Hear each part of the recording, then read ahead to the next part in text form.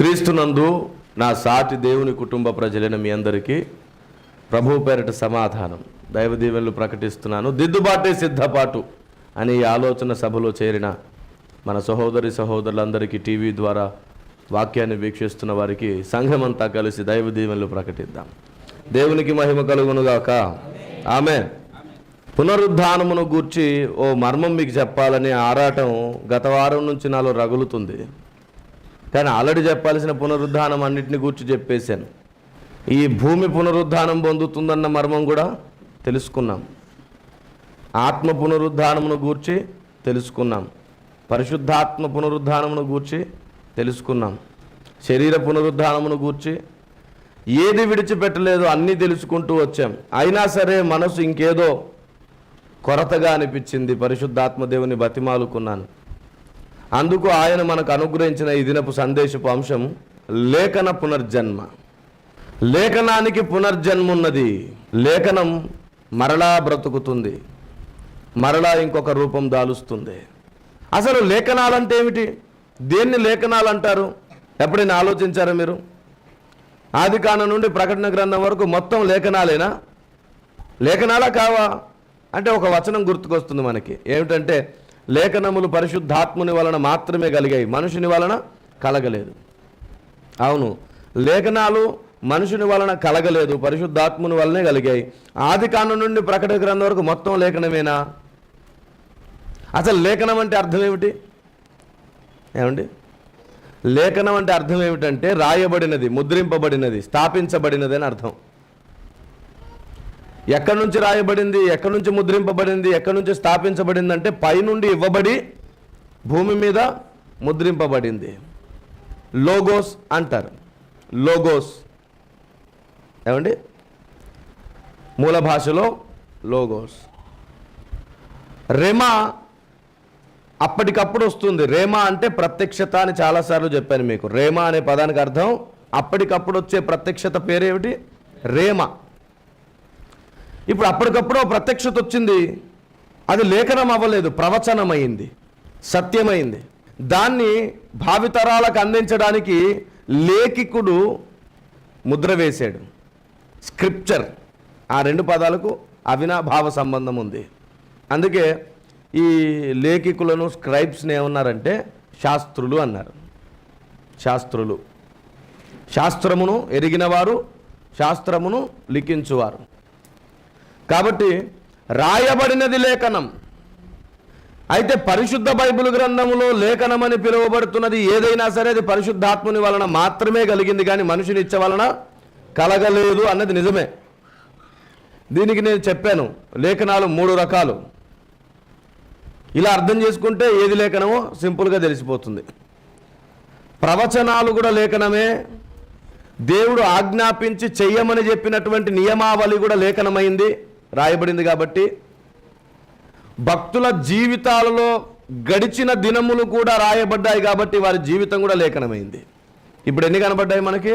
3. భక్తుల జీవితం లేఖనమైంది, దేవుడు ఆజ్ఞాపించిన ఆజ్ఞలు కర్మకాండ లేఖనమైంది, ప్రవచనాలు కూడా లేఖనమయ్యాయి. ఇప్పుడు ఈ 3 లేఖనాలు అయ్యాయని ముందే చెప్పేశాను, కానీ ఈ 3టిని గురించి చెప్పని ఇంకో విషయం ఇప్పుడు చెప్తాను.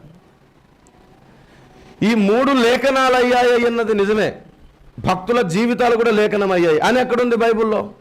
ఎక్కడుండడం ఏమిటి? రోమాపత్రిక 15:4 ఉంది, 1 కొరింథీ పత్రిక 10వ అధ్యాయం 11వ వచనంలో కూడా ఉంది. చూడండి. ఏలయనగా ఓర్పు వలనను లేఖనముల వలని ఆదరణ వలనను మనకు నిరీక్షణ కలుగుటకై పూర్వమందు వ్రాయబడినవనియు మనకు బోధ కలుగు నిమిత్తము వ్రాయబడి ఉన్నవి. రోమా 15:4 రాయబడ్డ మాట ప్రకారంగా పూర్వమందు వ్రాయబడినవన్నీ మనకు బోధ కలుగు నిమిత్తమే. అంటే భక్తుల జీవితాలు కూడా రాయబడ్డాయి దేనికోసం? బోధ కలుగుటకు. ఇప్పుడు దేవుడు మనకు వారి జీవితంలోంచి కూడా బోధ చేయాలనుకుంటున్నాడు కాబట్టి వాళ్ళ జీవితాలు ఏమయ్యాయి? ఇక్కడ లేఖనం. Praise the Lord. దేవుని చేత ఆమోదించబడి గ్రంథంలో చేర్చబడిందల్లా లేఖనమే. భక్తుడి జీవితం కూడా లేఖనమై మనకు బోధ అవుతుంది. అవును, వారి జీవితం మనకు బోధ అయితే ఏమవబోతుందో తెలుసా? భవిష్యత్ కాలంలో మనం లేఖనం కాబోతున్నాం. దేవునికి స్తోత్రం కలుగును గాక. భవిష్యత్ కాలంలో మనం లేఖనం కాబోతున్నాం. మనకు పునర్జన్మ ఎలా పొందబోతున్నాం తెలుసా? లేఖనం రూపంలో మనకు పునర్జన్మ రాబోతుంది. పునర్జన్మలు లేవు. మనుషుడు ఒక్కసారే మృతి పొందవలెను. ఒక్కసారే పుడతాడు, ఒక్కసారే చేస్తాడు. 7 జన్మలు, 14 జన్మలు, 40 జన్మలు, 180 జన్మలు లేవు. ఒక ఆయన అన్నాడు, కాలగమనము కాలచక్రము తిరుగుతున్నంత వరకు మనుషుడు కూడా తిరుగుతుండవలను గిర్రా గిర్రా. నేనన్నాను, కాలచక్రము నశించిపోయినచో మనుషుడు ఎక్కడ తిరుగును? మనుషుడును నశించునా? కాలచక్రం ఎందుకు నశించును సోదరా అన్నాడు అతను. నేనన్నాను, ఇప్పుడున్న ఈ యుగం అంతరించిపోతుందని చెప్పబడలేదా? కాలచక్రములు ఉన్నవి. ఒక్కొక్క ప్రపంచానికి ఒక్కొక్క కాలచక్రం ఉందన్నది నిజమే, వాస్తవం అది. వాటిని దేవుడు తిప్పుతున్నాడు. కాలచక్రములను దేవుడు తిప్పుతున్నాడు. ఎలా తిప్పుతున్నాడు? నక్షత్రములను వచ్చేటట్లు వెళ్ళేటట్లు చేస్తూ కాలములన్నిటిని ఆయనే నడిపిస్తూ కాలాధిపతి అయ్యాడు ఆయన. Praise the Lord. మనుషుని జీవన ప్రయాణము ఈ కాలమునకు కాలచక్రమునకు ముడిపడున్నది నిజమే, కానీ ఎవడైనా సరే ఒక్కసారి అందులో పుడతాడు, ఒక్కసారి అందులో చేస్తాడు. మళ్ళీ పుట్టి అదే కాలంలోనికి వాడు రావడానికి అవకాశం లేదు. వాడు ఇంకో కాలగమనంలోనికి వెళ్తాడు. పునర్జన్మలు లేవు అని చెప్పిన బైబిల్ గ్రంథమే పునర్జన్మను గూర్చి ఓ ప్రత్యక్షతిస్తుంది. పునర్జన్మలున్నాయి కానీ నువ్వు మొదట ఏ ప్రపంచంలో పుట్టావు అదే ప్రపంచంలో పుట్టవు. నువ్వు భూమి మీద పుట్టావు కదా, నెక్స్ట్ నువ్వు భూమి మీద పుట్టవు. దేవుని ప్రపంచంలో, దేవుని చక్రంలో, దేవుని నిత్యకాలంలో పుడతావు మళ్ళీ. దానినే పునరుద్ధానం అనింది లేఖనం. పునర్జన్మలున్నాయని నమ్ము సద్దూకయులు అని అంటాడు లేఖనంలో. పునర్జన్మ సంబంధమైన స్నానం అంటాడు మరలా బాప్తిస్మమును గూర్చి. పునర్జన్మలు అనగా మరలా ఈ శరీరంతో మరలా ఈ భూమి మీద పుట్టడం ఎప్పటికీ జరగదు, కానీ మనమే క్రీస్తు రూపంలో, లేఖన రూపంలో, నిత్యత్వంలో మరలో ఇంకో జన్మనెత్తుతాం. ఇంకో కాలం ప్రారంభమవుతుంది. జన్మెత్తడం అంటే ఇంకోటి కాదు, మనకి ఇంకో టైం ప్రారంభమవుతుంది మన ఆత్మకు, మన జీవితానికి.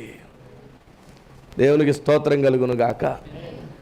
లేఖనం పునర్జన్మ పొందబోతుంది. ఈ లేఖనములన్నీ మనలో నిక్షిప్తమై మనల్నే లేఖనంగా మార్చి నిత్యత్వం అంతా కూడా మనల్ని లేఖనముగా మార్చడానికి దేవుడు ఇదిగో భక్తుల జీవాన్ని, భక్తుల జీవిత చరిత్రలను, ఆజ్ఞల కర్మకాండను, ఆచార నియమావళులను, తర్వాత మూడవది ప్రవచనాలను కూడా దేవుడు లేఖనాలుగా మార్చాడు.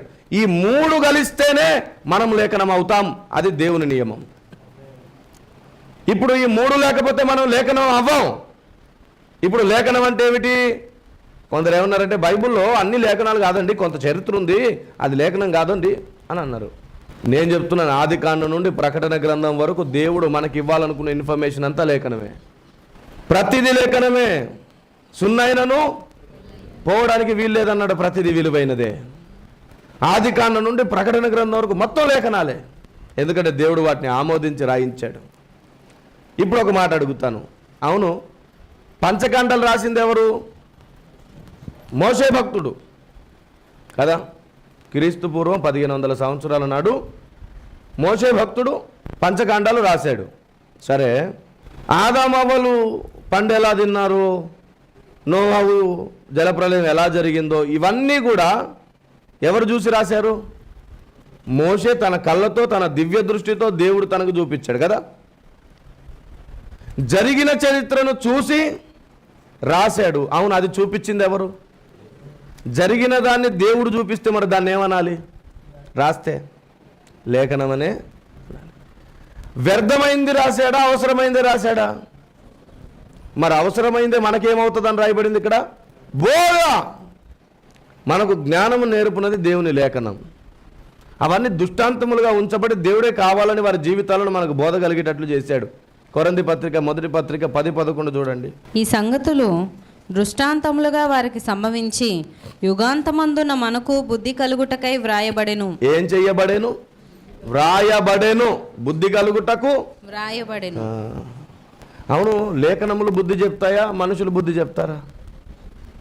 సంఘానికి లేఖనమే బుద్ధి చెప్పాలి.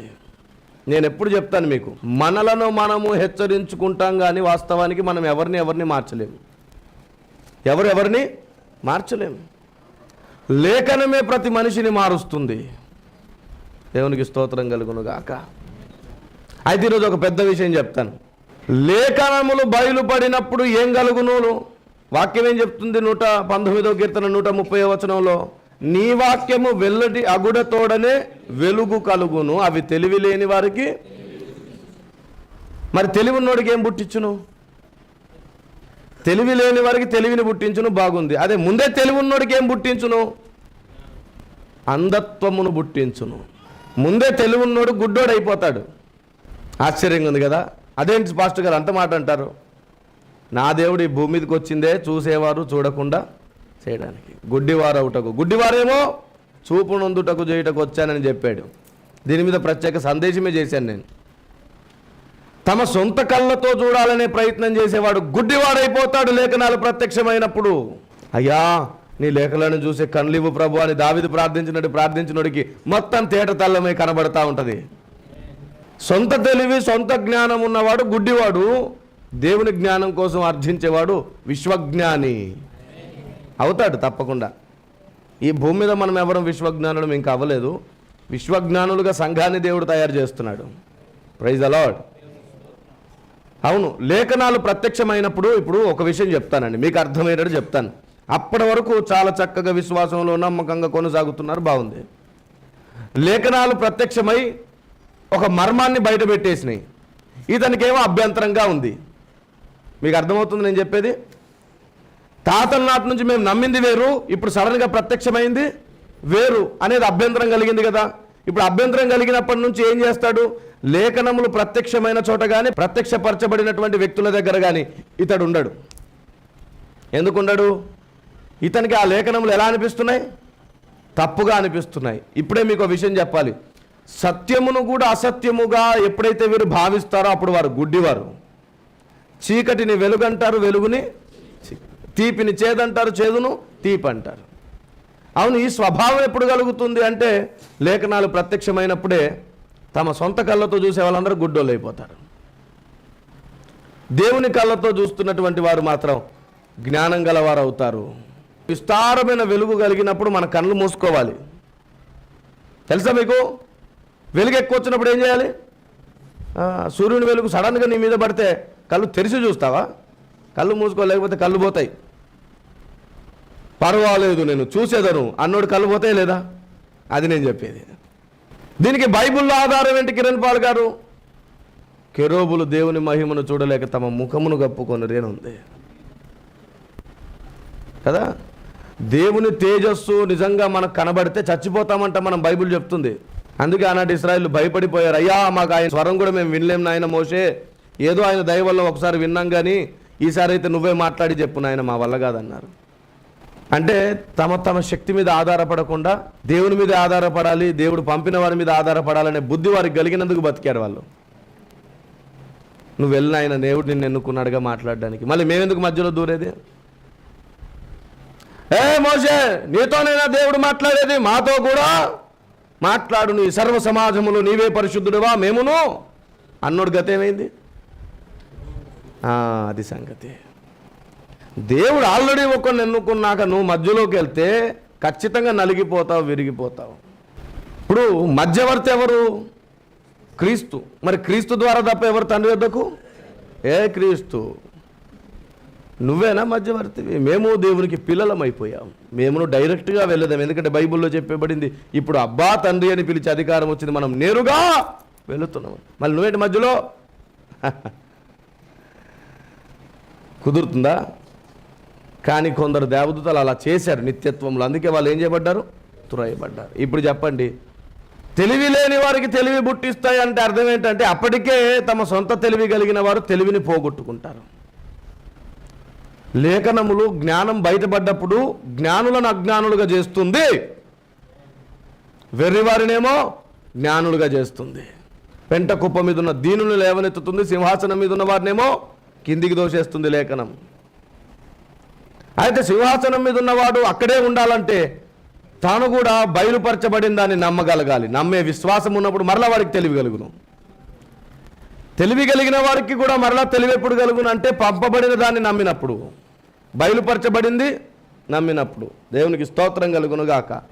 ఈరోజు లేఖన పునరుద్ధానము, లేఖన పునర్జన్మ ఎప్పుడు జరుగుతుందంటే మనం లేఖనాలను నమ్మినప్పుడే ఆ లేఖనం మనలో జీవిస్తుంది, మన రూపంలో మరలా అక్కడ అవతరిస్తుంది. పునర్జన్మ అంటే ఇంకోటి ఏం కాదు, నెక్స్ట్ ఇంకొక అవతారం. సంఘానికి ఇంకో అవతారం ఉంది.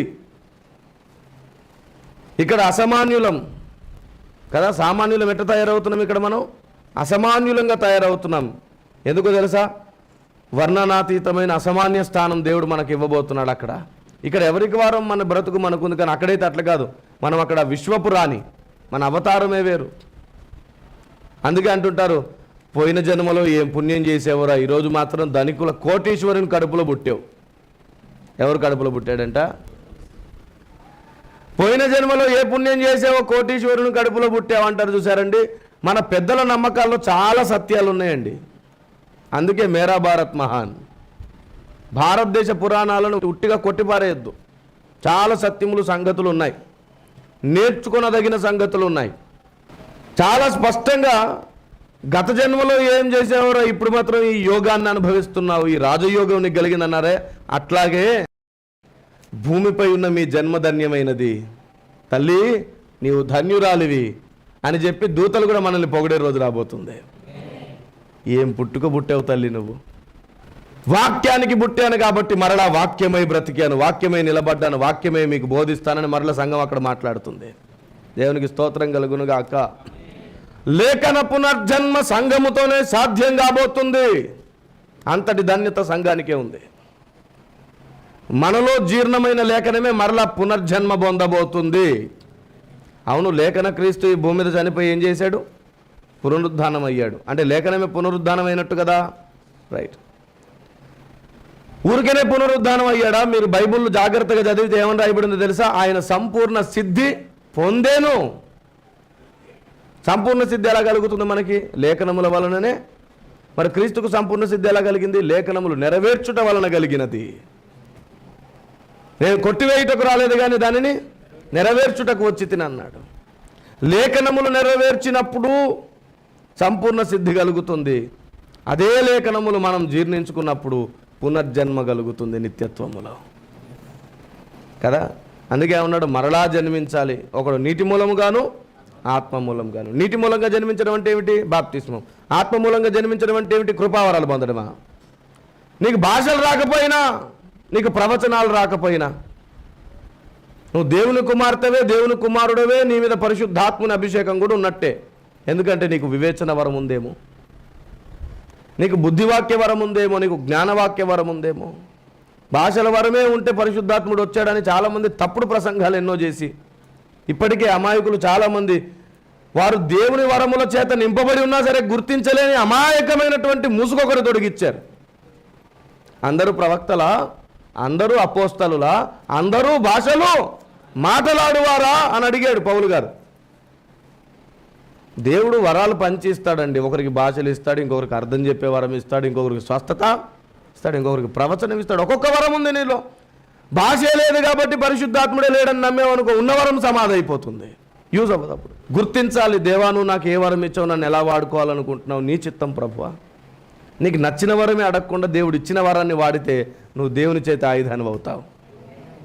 ఇంకా అందరూ టచ్ వరాలు అడుగుతున్నారు ఈ మధ్య. టచ్ అనగానే జనాలు పడిపోతుంటే ఓ పొలోమని జనాలు వస్తున్నారు. టచ్ వరం మనము మనుషుల మీద ప్రయోగించొద్దు. టచ్ వరం ఉంది తెలుసా మీకు? టచ్ అనే వరం ఉంది, కానీ అది మనం సైతాన్ మీదే వాడాలి. టచ్ అనగానే వాడే పడిపోవాలా? మనుషులు పడగొట్టొద్దు, పడ్డవాడిని లినబెట్టడమే పరిచర్య. దేవునికి స్తోత్రం కలుగునుగాక. కాబట్టి సాతాను పడగొట్టే టచ్ వరం సంఘానికి వచ్చుగాక. మనుషులు మోసపోతున్నారు, అమాయకులు అయిపోతున్నారు. వారికి నేర్పించి వారిని అసామాన్యులుగా తయారు చేయడం లేఖన బాధ్యత. ఆ లేఖనమే నడుము బిగించింది.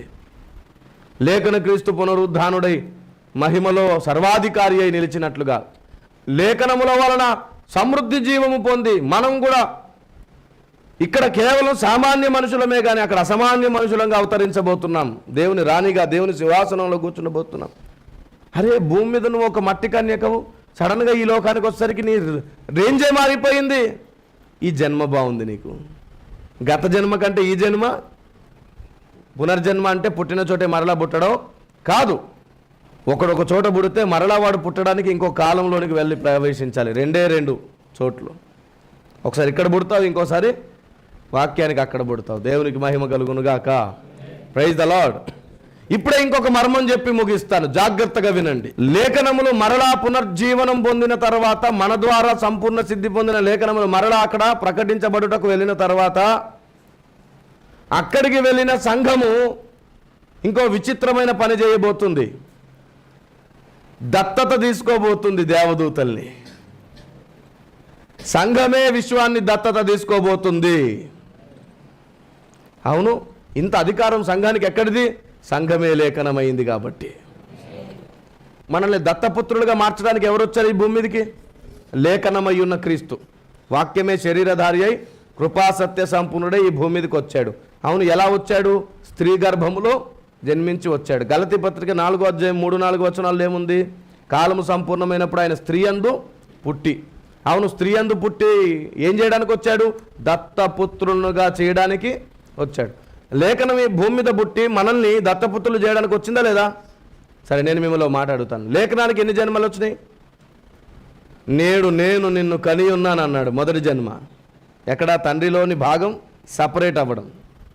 ప్రత్యేకంగా ప్రతిష్ఠించాడు దేవుడు తండ్రిలోని భాగాన్ని. అదో జన్మ. మరలా ఇంకొకసారి శరీరధారి అయి వచ్చాడు. ఇదొక జన్మ. తర్వాత నీలో జన్మించాలనుకుంటున్నాడు, మూడవది. అందుకే దేవుడు లేఖనముల 3 ఘట్టాలను పెట్టి మనల్ని కూడా ఆయనలా మార్చుకోవాలనుకుంటున్నాడు. Praise the Lord. తండ్రి, కుమార, పరిశుద్ధాత్మ. భక్త జీవితము, నియమ జీవితము, ప్రవచన జీవితము. ఈ భూమి మీద ఉన్న చాలామంది చరిత్ర బోధిస్తారు కదా. ఎక్కడెక్కడ ఏ చరిత్ర జరిగింది, ఏ కాలంలో జరిగింది, ఎందుకు జరిగిందో తెలుసు కదా? తెలుసు. కానీ వాళ్ళకి తెలిసిందల్లా ఇది జరగడానికి కారణం ఏమిటి, ఎందుకు ఇలా జరిగిందో వారికి తెలియదు. అది దేవుడు మనకు తెలియజేసి అది ఎందుకు జరిగిందో తెలియని వారికి బోధించడానికి మనల్ని పరలోకానికి తీసుకెళ్తున్నాడు. Praise the Lord. క్రీస్తు ఈ భూమి మీదకి వచ్చి మనల్ని దత్తపుత్రులుగా చేసుకున్నట్లుగానే మనము నిత్యత్వంలోనికి వెళ్ళి దేవదూతల్ని దత్తపుత్రులు చేయబోతున్నాం అని ఎక్కడుంది? గలతీ 4లోనే ఉంది. సంరక్షకులు, గృహ నిర్వాహకులు ఉన్నారు కదా. తండ్రి చేత నియమింపబడిన దినము వచ్చే సమయానికి కుమారుడు ఏమవ్వాలి? సర్వశ్రేష్ఠుడు అవ్వాలి.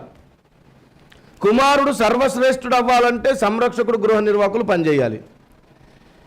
ఇప్పుడు సంరక్షకులు, గృహ నిర్వాహకులు భూమి మీద ఎవరు? సంరక్షకుడు అంటే సంఘ కాపరి, గృహ నిర్వాహకుడు అంటే మర్మములు బోధించువాడు కదా. రైట్. ఈ ఇద్దరు కూడా సంఘమే కదా. ఇప్పుడు ఈ సంఘమే ఎత్తబడి వెళ్ళిన తర్వాత ఈ సంఘములోనే కొందరు సంరక్షకులు అవుతారు, కొందరు గృహ నిర్వాహకులు అవుతారు.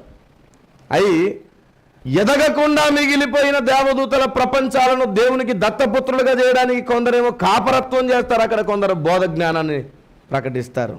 అందుకే మనం పరలోకంలో ఉన్న ప్రధానులకు, అధికారులకు ఏం చేయబోతున్నాం? దేవుని నానావిధ జ్ఞానం బోధ చేయబోతున్నాం. లేఖనం మరలా పునర్జన్మ పొందితే లేఖనం అక్కడ నోరెత్తుతుంది, మాట్లాడుతుంది, నోరు విప్పుతుంది. విశ్వప్రపంచాల దేవదూతలందరినీ సర్వశ్రేష్ఠులుగా తయారు చేయడమే, వాళ్ళను సజీవమైన రాళ్ళుగా తయారు చేయడం. ఆ సజీవమైన రాళ్ళు ఒకదాని మీద ఒకటి పేరిస్తే విశ్వమందిరం. దేవునికి స్తోత్రం కలుగునుగాక. ఆమేన్. ఏమండి, లేఖన పునర్జన్మ లేకుండా విశ్వ మందిర నిర్మాణం లేదు. లేఖన పునర్జన్మ ద్వారానే సంఘం అక్కడికి వెళ్ళి విశ్వప్రపంచాల దేవదూతల్ని దత్తపుత్రులుగా మారుస్తుంది. దత్తపుత్రులు అంటే అర్థం ఏమిటి? ఎవరో కన్న పిల్లల్ని మనం సొంతం చేసుకోవడం కాదు. దేవుని నియమంలో దత్తపుత్రులు అంటే ఏమిటంటే దేవుడు అనుకున్నట్లు తయారవ్వడం. ఏమండి, దేవుడు అనుకున్న స్థాయిలో నిలవబడ్డాం. ఇప్పుడు అలా నిలవబెట్టడానికి ఎవరు బాధ్యత వహించబోతున్నారు? సంఘం.